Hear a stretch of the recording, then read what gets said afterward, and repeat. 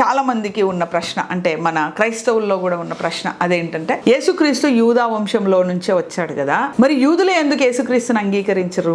అట్లాంటప్పుడు ఆయనలాగా యూదుల దేవుడు అవుతాడు, యూదుల రాజు ఎలాగవుతాడు? ఆయన యూదుల సిద్ధాంతాన్ని తృణీకరించాడు కాబట్టి ఆయన యూదా సిద్ధాంతం ప్రకారం ఆయన పాపి అయిపోయాడు. ఇలాగ యేసుక్రీస్తు గురించి మన యొక్క క్రైస్తవుల్లో కూడా చాలా అనుమానాలు ఉన్నాయి. వినండి, ఇప్పుడు యేసుక్రీస్తు యూదులలో పుట్టాడు, యూదా రాజుగా పుట్టాడు. ఆయన యూదులకి వ్యతిరేకంగా బ్రతకలేదు. ఎందుకు అంటే యూదులకు ప్రామాణికము ధర్మశాస్త్రం. మత్తయి సువార్తలో ఆయన చాలా క్లియర్ గా చెప్పాడు, 5వ అధ్యాయం అనుకుంటా, నేను ధర్మశాస్త్రము నెరవేర్చడానికి వచ్చాను గాని కొట్టివేయడానికి రాలేదు. తర్వాత ఆయన ఆచారము ప్రకారం, పద్ధతి ప్రకారము ఆలయానికి వెళ్ళాడు, ఆరాధన చేశాడు, అన్ని చేశాడు. ఇది నా దేవుని ఆలయం అన్నాడు, ఇక్కడ వ్యాపారం జరగొద్దన్నాడు. సో ఆయన ధర్మశాస్త్ర ప్రకారమే ఆయన జీవిత విధానం అంతా కూడా ఉంది. కానీ యూదులు యేసుక్రీస్తుని ఎందుకు అంగీకరించలేదంటే, యూదులు అనుకున్నారు యేసుక్రీస్తు అక్కడ ఉన్న హేరోదును చంపేసి రాజులాగా ఏళ్తాడు, దావీదులాగా 40 సంవత్సరాలు పరిపాలించి చచ్చిపోతాడు, ఇంకా చచ్చిపోయి పాతి పెట్టాలి, ఇంకా పాతి పెట్టే ఆ యొక్క సమాధిలో ఆయన ఉంటాడని యూదులు అనుకున్నారు. కానీ యేసుక్రీస్తు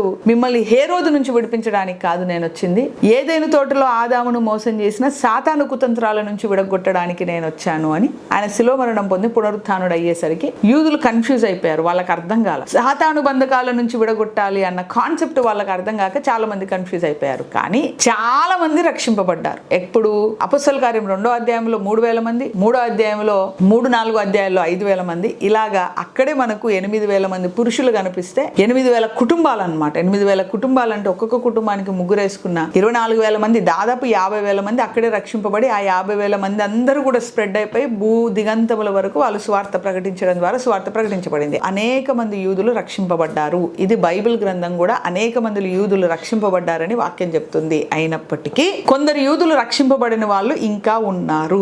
వాళ్ళు మెస్సయ్య కొరకు ఎదురు చూస్తున్నారు. అంటే మరలా యేసుక్రీస్తు మొదట వచ్చిన ఆయన మెస్సయ్య కాదు, రెండో ఆయన మెస్సయ్య అనుకుంటారు. ఆ మెస్సయ్య ప్లేస్ లో యాంటీ క్రైస్ట్ వస్తాడు. యాంటీ క్రైస్ట్ వచ్చేసి వీళ్ళని బాగా కష్టాలు బాధలు పెట్టినప్పుడు, వాళ్ళు యాంటీ క్రైస్ట్ యొక్క శ్రమల గుండా వెళ్ళినప్పుడు, యాంటీ క్రైస్ట్ విగ్రహారాధనను ఎంకరేజ్ చేసినప్పుడు ఇవన్నీ వాళ్ళకు అర్థమైపోతుంది. అరే మరి ఈయన మెస్సయ్య కాదు ఇంకెవరు మెస్సయ్య అని వాళ్ళు కన్ఫ్యూజన్ లో ఉన్నప్పుడు యేసుక్రీస్తు 2వ రాకడలో వచ్చి దావీదు సింహాసనం మీద పరిపాలన మొదలు పెట్టినప్పుడు ఆ ఇశ్రాయేలీలందరూ, అంటే నమ్మని యూదులు ఎవరైతే ఉన్నారో, నమ్మని ఇశ్రాయేలీలు ఎవరైతే ఉన్నారో వాళ్ళందరూ కూడా ఈయననే మా మెస్సయ్య అని అంగీకరిస్తాడు. అదే ఇక్కడ చెప్పబడింది 25వ వచనం, యెహోవా యందే ఇశ్రాయేలీల సంతతి వారందరూ నీతిమంతులుగా ఎంచబడిన వారే అతిశయపడుదురు.